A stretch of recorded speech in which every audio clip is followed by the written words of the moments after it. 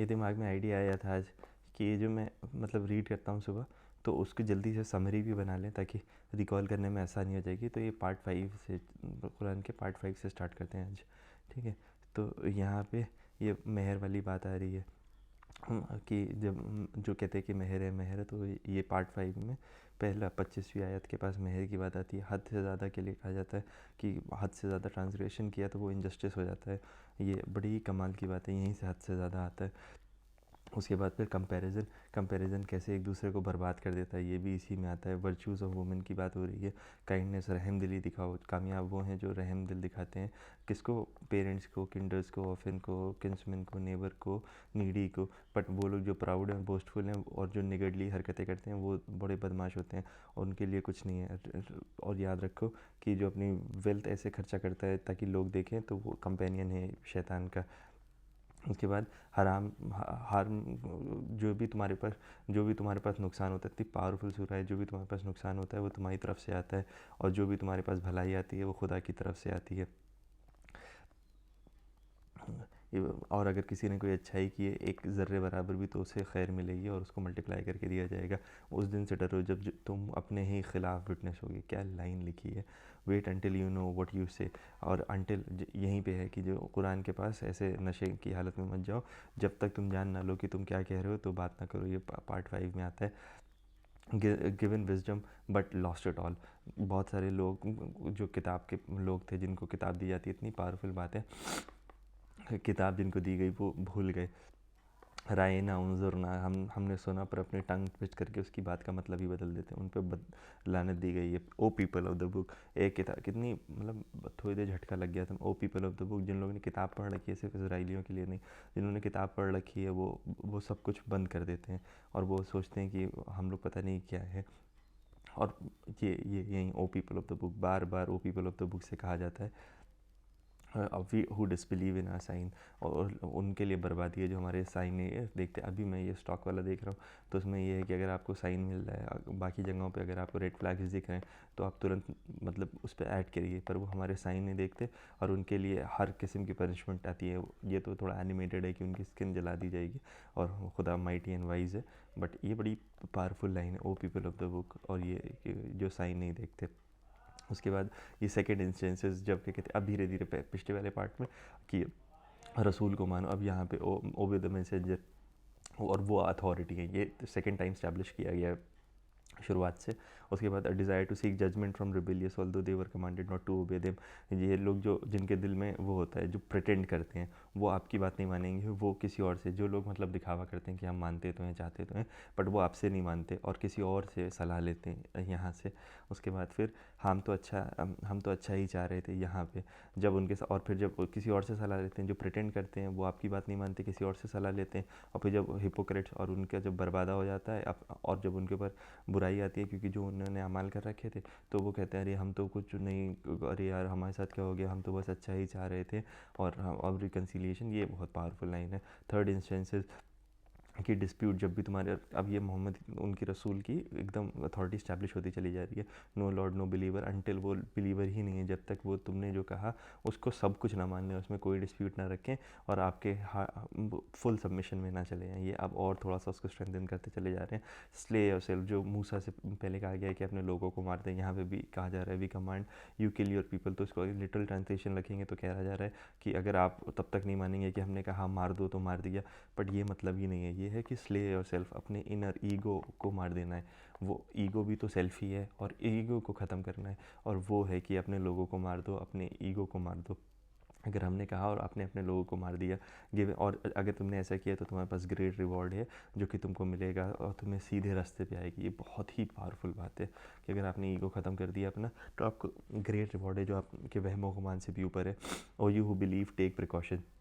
Believe, यहीं पे believe की बात आ रही है कि ये देखो कितनी ज़बरदस्त बात है कि जो कहा वो मान लो, जो प्रिटेंड करते हैं पर मानते नहीं, वो इधर उधर से मानते हैं। बट यहाँ पे फिर से कहा जा रहा है, कह दो ये कॉन्ट्रडिक्शन है, पर ये कॉन्ट्रडिक्शन नहीं है, ये बहुत ही रैशनल बात है कि टेक प्रिकॉशंस। जो भी कहा जा रहा है, O you who believe take precautions, ना ज़्यादा सेपरेट पार्टी में जाओ और ना साथ टुगेदर। ये कहा जा रहा है जब आप जंग करने के लिए जाएंगे, बट टेक प्रिकॉशंस, मतलब यकीन तो रख रहे हैं पर प्रिकॉशंस लेके रखें।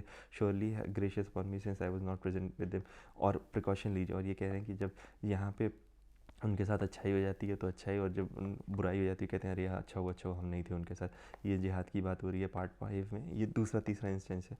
शैतान स्ट्रैटेजी उसकी बहुत वीक है। और अगर ये कहा जा रहा है कि भाई चलो निकलो जिहाद करने के लिए, और अगर नहीं निकले तो ये किसी भी हाल में मरना तो तुम्हें है ही, तो डेथ विल ओवरटेक यू। अगर तुम छुप सकते हो तो छुप जाओ। उसके बाद दिस इज़ फ्रॉम यू, अगर तुम्हारे साथ कुछ अच्छा होता है यहाँ यहीं पे वो है। पहले मुझे इतनी अजीब सी लगती थी, अगर कुछ अच्छा है तो वो खुदा की तरफ से, मतलब अल्लाह की तरफ से, और बुरा है तो वो सेल्फ की तरफ से। बट अब मुझे इसका मतलब समझ में आता है, good is from universal laws. आपने जो किया वो पलट के आएगा, और ईविल आपके खुद की अमाल है। ज़बरदस्ती आपके ऊपर ईविल नहीं चिपकता है। तो ये वही है कि अगर whatever good comes to you is from Allah and whatever evil befall you is from thyself। में लगता था यार ये क्या है, बट अब थोड़ा बहुत समझ में आता है। ये फोर्थ इंस्टेंसेस ओबीडियंस, अगर messenger who turns away we have not send them. और अगर यहाँ पे अगर रसूल अपने आप को रिमाइंडर भी दे रहे हैं, और ये है कि अगर लोग पलट जाते हैं तो कोई बात नहीं, आप उनको watch not send as a keeper over them, आप उनको नहीं। और अगर पूछें तो आप कहिए कि obedience is our guiding principle. इतनी प्यारी बात है कि हम बात मानना ही हमारा गाइडिंग प्रिंसिपल है। Records the scheme, Allah records करता है उनकी स्कीम। और ये है meditate over Quran. Will they not meditate over Quran, कि इसमें कहा क्या गया है मेडिटेट, यहाँ पे प्रॉपर वर्ड ही यूज़ कर लिया गया कि सोचो फिक्र करो कि बात क्या चल रही है यहाँ पे। उसके बाद फिर फिफ्थ, और यहाँ पे अब हायरार्की की बात। वो पहले 3 इंस्टेंसेस हो चुके हैं कि जब रसूल की अथॉरिटी इस्टेब्लिश करी जा रही है। ये थर्ड कि वो बिलीवर ही नहीं है, जो आप सारे डिस्प्यूट ना मान लिए, अथॉरिटी भेजे गए हैं। और यहाँ पे अब एक हायरार्की, अब एक सिस्टम बनाए तो चले जा रहे हैं कि उन लोगों से पूछिए जो आपके बीच में जानते हैं, अथॉरिटी हैं।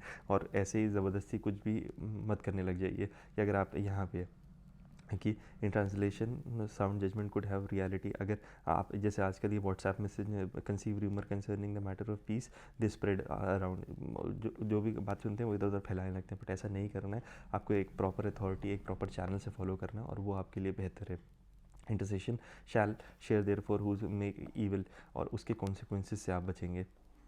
इतनी प्यारी बात समझाइए। None worthy of worship, none worthy of worship desire ये guide him from Allah has cause to perish. आप ये चाहते हैं कि आप उनको गाइड कर दें जिसको खुदा ने कहा है कि पेरिश हो जाए। ये लाइन मुझे थोड़ी, यही इसी पार्ट में, पार्ट 5 में ही ये है 90th, कि जहाँ पाओ उनको मार दो। और ये बट इसको पढ़ने के लिए पूरा ऊपर से समझने की ज़रूरत है।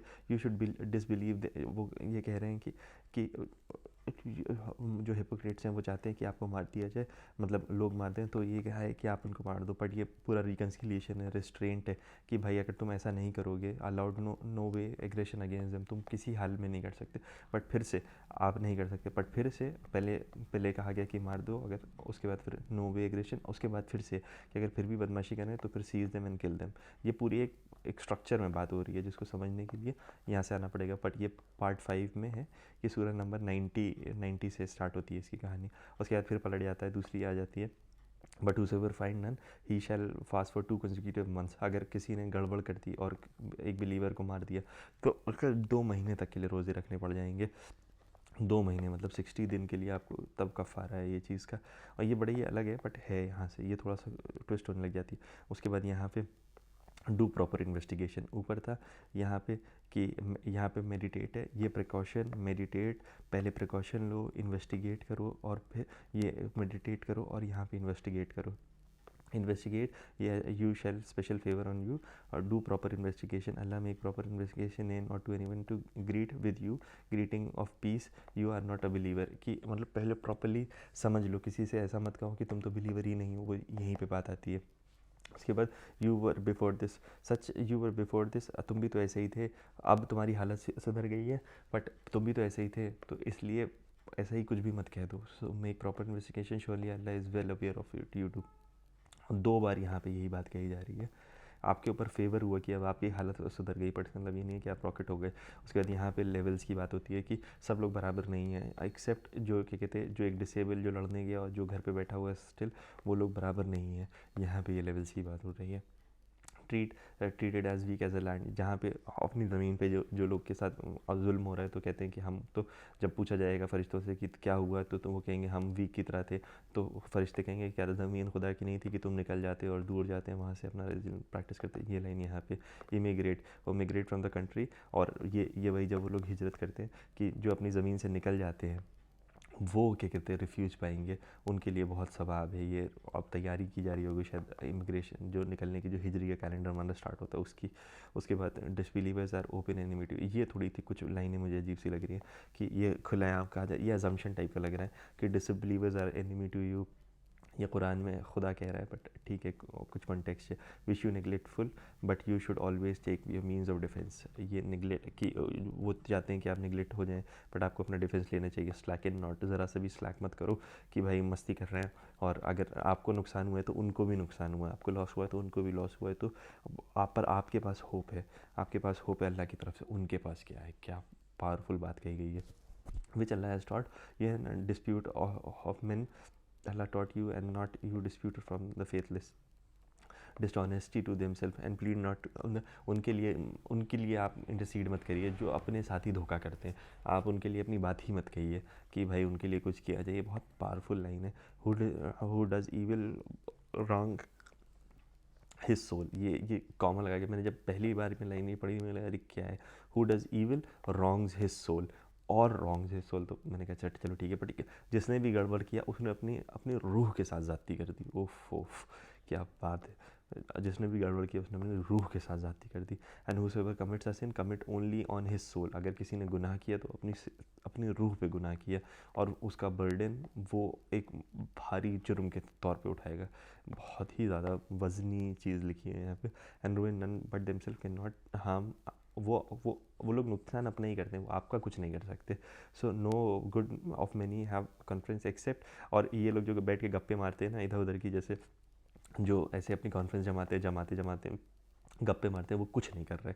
उन कॉन्फ्रेंसेस में कुछ बहुत ज़्यादा हासिल नहीं हो रहा है, आप इसलिए रिलैक्स रहिए। उस ज़माने के हिसाब से बोली जा रही है। We shall let pursue the way and cast him into hell. उसके बाद cut the ears of cattle, यहीं से इसको लोग उल्टा सीधा इंटरप्रेट करते हैं कि जैसे आजकल RFID लगाया जा रहा है, अलग क्रिएशन को, बायो इंजीनियरिंग को, ये सब जो चीज़ है वो थोड़ा सा इसको लेके उल्टा सीधा इंटरप्रिटेशन स्टार्ट हो जाता है।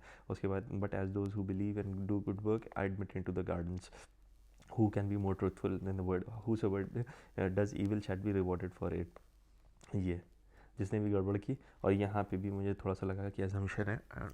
And if women and reconciliation is the best and if people are prone to covertness, जो लोग होते हैं वो कोवर्टनेस के लिए ही प्रोन होते हैं, ग्रीडी, मटेरियल पोजेशन उनको चाहिए, तो इसके और तो ये थोड़ा है शायद, ये वही ह्यूमन साइकोलॉजी की किताब है, तो शायद उसी तरीके से परफेक्ट बैलेंस ये यहाँ पे कहा जा रहा है कि आप बहुत सारी बीवियों के बीच में परफेक्ट बैलेंस रख ही नहीं सकते। 138 पारा 5।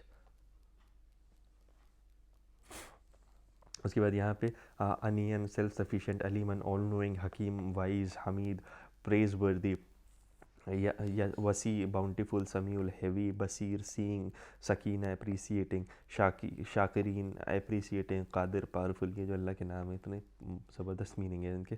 Take you away bring others, आपको ले लिया जाएगा और दूसरों को पलट दिया जाएगा। स्ट्रिक्ट ऑब्जर्वेंस इन जस्टिस, मतलब जब इंसाफ करिए तो उसको स्ट्रिक्टली ऑब्जर्व करिए, भले ही वो आपको अपने नफ्स के खिलाफ करना पड़े, against your self, against parents के खिलाफ करना पड़े या अजीज़ों के, क्योंकि खुदा के पास ज़्यादा राइट है कि आप उसके लिए जस्टिस करें। नो फॉलो नॉट डिज़ायर, अपने खुद के लो डिज़ायर्स को मत फॉलो करिए जब आप इंसाफ कर रहे हो, और ताकि आप बराबरी से जज किए जा सकें। और ये उन लोगों के लिए मतलब बहुत सख्त वार्निंग है जिन्होंने बिलीव किया, फिर वो डिसबिलीव किया, और फिर से उनका डिसबिलीफ इंक्रीज़ हो गया, और उन्होंने फिर बिलीव किया, वो कंफ्यूज ही हो गए, उनको कुछ नहीं समझ में आएगा कि वो क्या कर रहे हैं। तो इसलिए आप बहुत ही स्ट्रिक्ट रहिए अपने बिलीफ में। साइंस मार्क्सी, do you see the honour at their hand, जो लोग साइंस को मॉक करते हैं कि आपको सिग्नल मिल रहे हैं फिर भी आप कह रहे हैं नहीं नहीं नहीं, मॉक करना मतलब सिर्फ सीधा मज़ा नहीं उड़ाना, आपको सिग्नल मिल रहे हैं आप फिर भी उसको इग्नोर मार देते हैं। और सिग्नल्स बहुत किस्म के फ्लैग्स होते हैं जो ज़िंदगी में मिल रहे होते हैं, बहुत जगहों पे मिल रहे होते हैं, बट हम उन्हें ध्यान से नहीं देते। सिर्फ डायरेक्ट मस्खरी करना नहीं है। हिपोक्रेट डिसीव अल्लाह, उनको लगता है कि हम अल्लाह को डिसेप्शन दे रहे हैं, और कि हाँ हाँ ठीक है कर रहे हैं, पर वो बहुत लेज़ी हैं काम करने में और बहुत थके उससे काम करते हैं, और जब वो कुछ कहते हैं तो वेवर करते रहते हैं, तो वो ना इधर के रहते हैं ना इधर के रहते हैं, और वो अपने आप को हलाक कर लेते हैं। एक तरफ टिक के रहें तो उनकी बात बन जाए, बट वो हिपोक्रेट हैं तो इधर उधर करते रहते हैं और बर्बाद कर लेते हैं अपने आप को। And Allah will soon bestow great reward on the believers, ये बार बार यहाँ पे बिलीवर की बात हो रही है। और खुदा आपसे क्यों दुश्मनी करेगा भाई? अगर आप थैंकफुल हैं और आप यकीन रखते हैं तो खुदा को क्या पड़ी है आपसे दुश्मनी करने की? तो ये